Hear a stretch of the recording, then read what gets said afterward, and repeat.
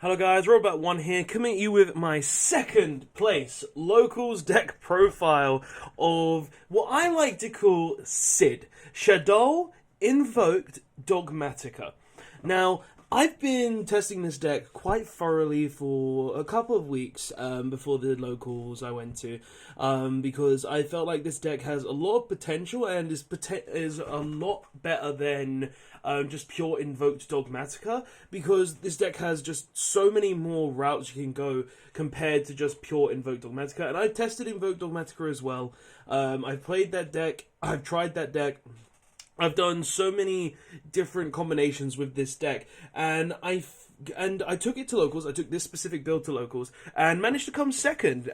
Sadly, though, I didn't come first, and first place did pull a lightning storm, which was quite annoying because I need a third. But nonetheless, we did do really well coming second place, getting really good scores, to be honest. Like, I lost every dice roll throughout the entire day.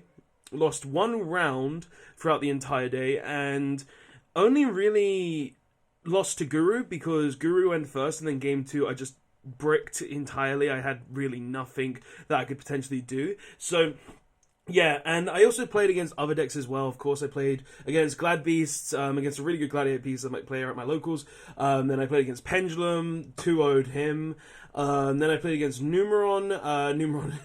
I opened the Imperm, so we were good. And then the last round, because round 4 was against Guru, and then last round I played against 6 Samurais, and luckily won the die roll, but literally opened a hand where I literally just had to tell him pass turn, and luckily I was able to survive and just win that game. And then game 2, he might have made a little mistake on his counters, but we weren't really sure. But he had one less counter than he could. He may have made a misplay somewhere or something another. But we went through the entire combo, and he wasn't able to kill me game 2. But seriously, this deck played really well throughout the day. And if we went to game 3, I feel like I would have been fine because I would literally just put in tons of hand traps, look at my opponent and be like, hey, you do what you do. I'm going to hand trap you and I'm going to survive. But yeah, I've been testing this deck a lot, and it's been going really well in testing. I've been really liking it. I've got a few other ratios, and throughout the day there were things that I realized playing it in real life compared to playing it online that I do want to kind of change. But yeah, nonetheless though, let's actually get into the build, because I've been talking for quite a bit now, and I'm sure you guys are wondering what the actual deck list is of this Dogmatika Invoked Shaddoll, or Shaddoll Invoked Dogmatika, S.I.D for short. So let's actually get into it. So starting off, we play triple Shaddoll Schemata.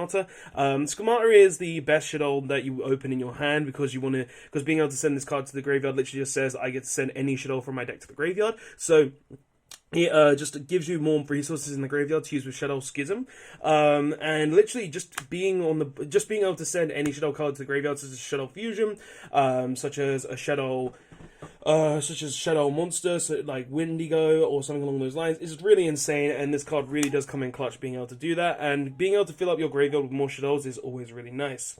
Next, we play free Shaddoll Wendy. Just like Schemata, this card is a free of for the same reason. Whereas this one will, instead of just sending one to grave, if it's sent to graveyard by an effect, you can special summon one from the deck, and that is just insane, being able to special summon any Shaddoll from the deck, because you can special summon like a Hedgehog. So when it's flipped, you get to search Shaddoll Spell Trap card. You can set Shaddoll Beast, so you can go ahead and when that's flipped, draw 2, discard 1. So she just allows that, and also her being a wind allows you to make stuff like Shaddoll Apocalone. So very important card as well, just being a wind and different type. And also you can just set her pass and like flip and then special summon one from deck, just to prevent yourself from being OTK'd. You really do want to be playing free of her though. Like, you want to be playing free Wendy and free Schemata, because they're the most important ones to send off effects.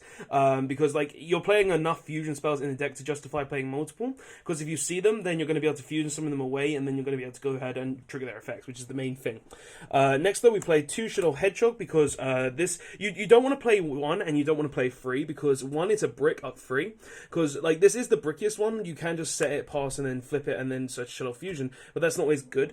But You only really need to play 2 of this card because you sail off the Wendigo, and if you do happen to draw it, you just discard it via an effect, and then you just get to search Shaddoll monster. So it is a resource gathering card, but it's also something you don't need to play at free. I feel like this is fine as a 1-off, as a 2-off. I don't really need more than 2, and I feel like it's good enough as a 2-off. Like, literally being able to search any Shaddoll spell or trap is insane, but it only does it on the search, and plus we get send so many Shaddoll cards from our deck to the graveyard that the monster searching effect only really comes up in the early game anyway, so you only need to really play 2.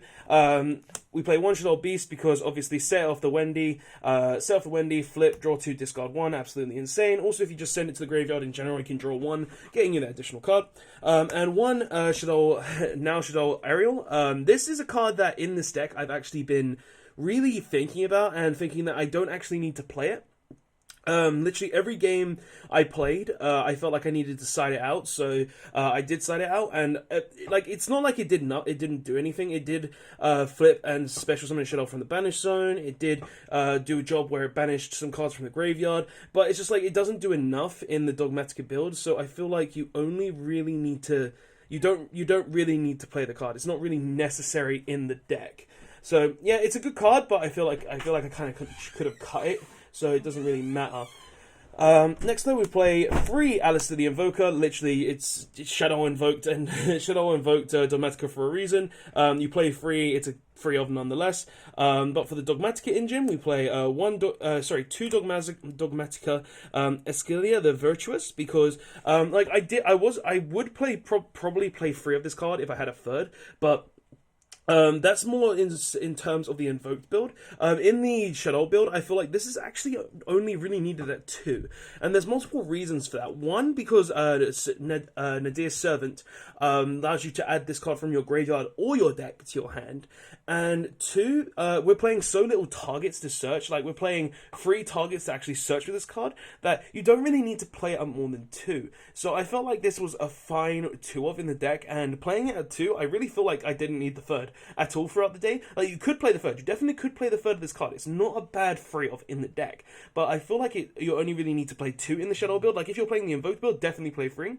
But in the Shaddoll, I feel like 2 is a solid number for this card. Then we played 1 Maximus. Literally, card's just really nice. If your opponent doesn't have any ints in the extra deck, then you literally just go plus on this, being able to send stuff like App Cologne to the graveyard, Omega to the graveyard, Unts to the graveyard, the Bastard Dragon to the graveyard. Like, it just allows you to get rid of opponent's extra monsters and you plus of it, because your monsters have a great effects in the graveyard. So just really insane. 1 Dogmatika Knight. Because this card is actually really insane when you think about it. 1, it is an effect veiler during the main phase. Well, effect veiler in general, because if you control a Dogmatika, you can just special summon it from your hand. And 2, it literally just helps with OTKs in this deck so much more than any other cards in the deck. Like, you've got a Shaddoll monster and a Mechaba on board, and then you and then you have the Escalator. Oh, you're just gonna add this, special summon it, look at your opponent and be like, game, GG. Nice. And it's just a really good card that helps with OTKs, plus on top of it being a really nice hand trap that can even protect you at times when you're going to die. Because like against the 6 Samurai player, I special summon this in defense mode. And he wasn't able to beat over it with any of his 6 Samurai monsters during the end of the main phase. And it was just like, oh, I special summoned this and I won because of that. So it's just like, oh, sick. I was able to survive that turn. Like, literally, when you pass and you have nothing but this in your hand, and they just go ahead and end on next straight monster and all these other monsters, special summoned this in defense and somehow survived, and then was able to draw it out long enough to win. But like, this card is absolutely insane. I might play 1 or 2 of this now and cut the Maximus, because like as we go further into the history of this deck, into the play of this deck, this card is going to be more known where people play Unts, because the one time I got Untsed during the tournament was against Guru, and it was all because of this card. So I feel like I might consider playing 2 Knight over 2 Dogmatika Maximus, because I feel like Knight is just a lot better than Maximus, because the Maximus could hinder you if your opponent does choose to play Unts to kind of like counteract those plays. But Knight is just an insane card in general. And the last monsters we're playing are 3 Ash Blossom to Joyous Springs, just because Ash Blossom is just one of the most insane hand traps in the game, being able to stop pretty much anything. So yeah, we play 3 Ash Blossoms, Zora Springs. Like, for main deck monsters, I feel like this is very solid. We're playing 10 Shaddoll monsters, 3 Alistair, and then just 4 Dogmatika monsters. So we are playing a decent-sized engine of Shaddolls to be able to make sure we can get to our Shaddoll cards. Because, like, you always want to at least see 1 Shaddoll card in your opening hand, because of App Cologne's effect will allow you to get Schism from your deck to your hand. So I feel like this is a good ratio of cards in the deck overall. But for spell cards, we're playing 3 Servant of Nadir. This card is the spell searcher for Dogmatika, where you send 1 card from your extra deck to the graveyard to add 1 Dogmatika card from your deck to your hand. You cannot special summon monsters from the extra deck for the rest of the turn. So this literally just says, I'm going to add Escalia from my deck to my hand, and just be like, sick, I send out Clone as well, search Schisms, discard another card, and then and if I had a Shaddoll in hand, then I can just pretty much guarantee that I have Winder for the next turn. So this card is absolutely insane, just giving you access into that, along with giving you other access routes as well, because when you special summon the Ecclesia, you're literally just going to be like, oh, I'm going to search Punishment, I'm going to search Maximus, I'm going to search Knight. Like, it's just really nice to have this card and just give you even more potential in the Shaddoll build, because it even allows you to send your Shadolls to add back your Shaddoll spell and trap cards, so just really nice there too. Next we play 3 Magical Meltdown to search Alistair, along with the 3 Invocations to be able to fuse with Alistair, just the standard invocation package. Next we're playing 3 Shaddoll Fusion and 1 Eldol Fusion. Now, the reason I'm choosing to play this ratio of Shaddoll Fusions is because 1 Shaddoll Fusion is just the best fusion spell in the deck. Being that if your opponent controls an extra deck monster, that you can just special summon, you can send 2 Shadolls from your deck to the graveyard, or send a Shaddoll and a required type from your attribute from your deck to the graveyard. But the thing is with Eldol Fusion, it's only a quick play spell card that allows you to fusion summon Shaddoll monsters by using monsters on the board. Now sure, this can help VOTKs. I'm not going to disagree with any tool, but I can get to this card easily without even caring about that. So because of, like, I can just send it with Construct and then link Construct away, and then just get this from the graveyard, so that comes into play. But I feel like every time I've played this deck, and I played more than 1 Eldol, it's just been a dead card in the hand. So I felt like 3-1 was the best ratio for the Shaddoll Fusion spells, because this is obviously the best one, but this one is not as needed. Also, the fact that we now have the Shaddoll Schism, or Shaddoll Rook if you guys are from the OCG, you don't really require as many Shaddoll Fusion spells, because you literally just keep banishing Shaddolls from the graveyard, sending opponents' cards to the graveyard, and then just going from there. So I felt like this was a good lineup of Shaddoll spells. It's what I personally felt like was the best. And then the last spell card we're playing is 1 Terraforming, because it says Search Magical Meltdown. But those are all the spell cards. I feel like the spell lineup is very strong as well. It's mainly due to consistency and fusion summoning. So, like, we've got a total of 7 consistency cards, and then the rest is just fusion spells. So that's pretty much that. But for purple cards, trap cards, we play 3 Infinite Impermanence, just another really good hand trap, so you want to be playing that. 1 Shaddoll Schism, literally one of the best cards in the deck. Being able to literally just search this with App Cologne from your deck when you use Servant of Nadir, and then just discard a Shaddoll card and then gain the Shaddoll card's effect, guarantees you a Winder, and lets you summon Winder during your opponent's turn. So literally, your opponent attempts to special summon via an effect, you just flip this, special summon Winder, you look at your opponent, is that your turn now? It's absolutely insane. And if your opponent does control a monster already, and you summon a monster of the same attribute, you can then just send that card to the opponent's monster to the graveyard. So it's just like, Schism is absolutely insane in this deck, and it's the main reason why I built just a Shaddoll build of this deck, because I felt like this card, along with other Shaddoll cards, would just give you so much more advantage and resources, and it really has paid off. Like, just being able to summon Winder or Construct during my opponent's turn is just absolutely insane. Then we play 1 Resh Shaddoll Incarnation, because this card, like, prior to combos in Shaddolls, I don't actually use this card for the aerial combo anymore. This is mainly just here so I can revive stuff like Shaddoll Beast, Shaddoll Hedgehog, Shaddoll Wendy, to gain more advantage from that, or even stuff like Shaddoll Construct to keep on sending stuff to the graveyard and resolve their effects. Because this card literally it's a free revive for any Shaddoll card, plus you can just keep summoning Construct back, and even in the control matchup, which is this deck's, I would say, hardest matchup, the control matchup, this card just comes in so clutch, being able to revive these cards that will go to graveyard, and honestly, it's just so nice to have this card. And then the last card we play is 1 Dogmatika Punishment. The reason we're only playing 1 Punishment is because this card actually does restrict this deck quite a lot of times. Like, if you've already got your board set up, then you can literally just have this and look at your opponent and be like, okay, I don't really care.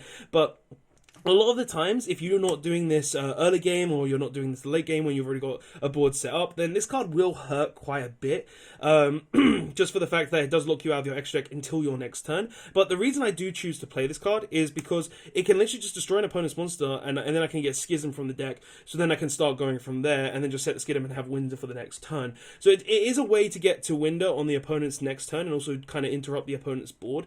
Like, I can either pop 2 cards of it, I can pop 1 card of it and get a search, or I can just pop cards and then just hopefully survive. But it's just like, it's the fact that it kind of locks me out that is my big issue with it. But it's still a really nice card in the deck, and you should be playing it out 1 in my opinion.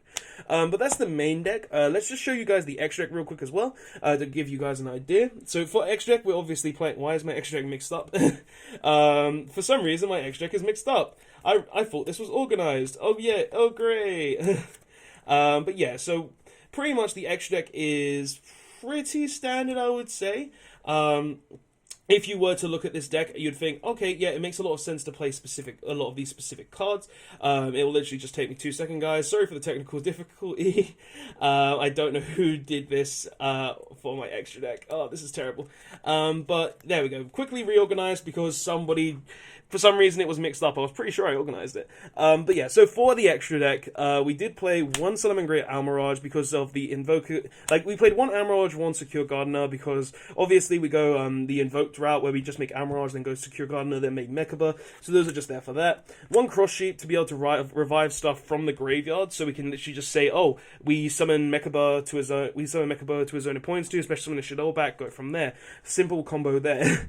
1 Boral Sword to help with OTKs, like, if you can get there. Like, honestly, this doesn't always come up, the Boral Sword, but it's just there for when it does, so...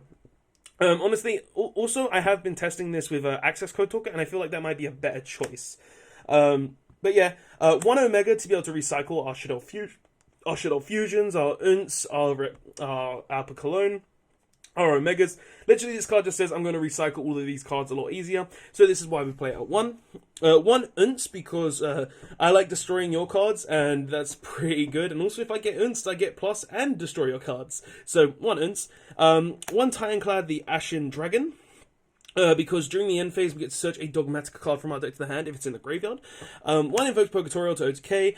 2 Mechaba, because it's the correct ratio in Invoked, and I feel like you shouldn't really play more. 2 Winder, because we can summon multiple Winder during the duels. And I do tend to normally get rid of one of the Winders to just go ahead and combo off anyway. So having the second one does really help when we have Schism. 1 El Shaddoll App Cologne, literally the best Shaddoll in the extra deck, because literally this card... combined with Nadir and Schism is literally insane, because literally you just activate Nadir, send App Cologne, and then add Schism from deck, and that's literally just Winder during the opponent's turn. So literally the best Shaddoll in the extra deck. And then the other best Shaddoll in the extra deck, 2 Shaddoll Construct, because she just says I'm going to OTK you a lot easier. But yeah, that's the extra deck. Like, honestly, I've been really contemplating ratios for this deck and really thinking how I could make it better. Like, there are some things I will change, because this is the second place deck profile for my locals. To make the deck slightly better. Like, there are already things that I'm already debating on changing, such as Aerial to something like Foolish Burial, Beast to something like Shaddoll Dragon to deal with like back row stuff. Like, there are all these different things that I'm debating on changing. But I'll also show you the side deck just to give you guys an idea of what I sided. So we sided 1 Pankratrops just because we can deal with, it's another way to deal with like S0, because it's a free summon, be over attack, then we have a popper during our opponent's turn. Free Ogre for S0, free Effect Veiler for stuff like Adamantipator, combo strategies, stuff like that. 2 Twin Twister for back row, 2 Lightning Storm for back row, 3 Dark Ruler No More for combo based decks, and then 1 Red Reboot for back row based decks. Like, side deck's pretty standard. If you were to change anything, I'd probably say change the Ghost Ogres for Nibiru. The Effect Veilers for Nibiru. They never really came up, so like, if you were to change anything, and possibly the 3 Dark Ruler No More Forbidden Droplets if you could afford them. But yeah, that is the deck though, guys. Like, I have really been testing this out quite a bit, thinking what we could play, thinking how I could play it, and really just debating how we could make Shaddoll Invoked Dogmatika even better. And I feel like this is a good build. I feel like this is the best build you could potentially play. I feel like it is a really good build. There are some things, as I said, you could change. Like, the deck works really well nonetheless, even if you don't change it. Aerial still gives you the access to, like, the cross-sheep combo. It's like Aerial gives you the cross sheep combo, Beast gives you the free draws, so that like they're really good. It's just like there's a few things that you could change to make it slightly better or slightly different in your own opinions. But guys, this is the deck profile. Tell me what your thoughts are on this deck profile in the comment section below. Do you think it's good? Do you think it's bad? Do you think I won locals by chance? Came second at locals by chance? I'd love to hear your thoughts and opinions in the comment section below. But guys, I'll be testing this deck more and more as I go along because I really am enjoying it. And yeah, guys, that's the video. Don't forget to like, comment, subscribe, and I'll see you guys in the next one. Robot1 signing out. Later all.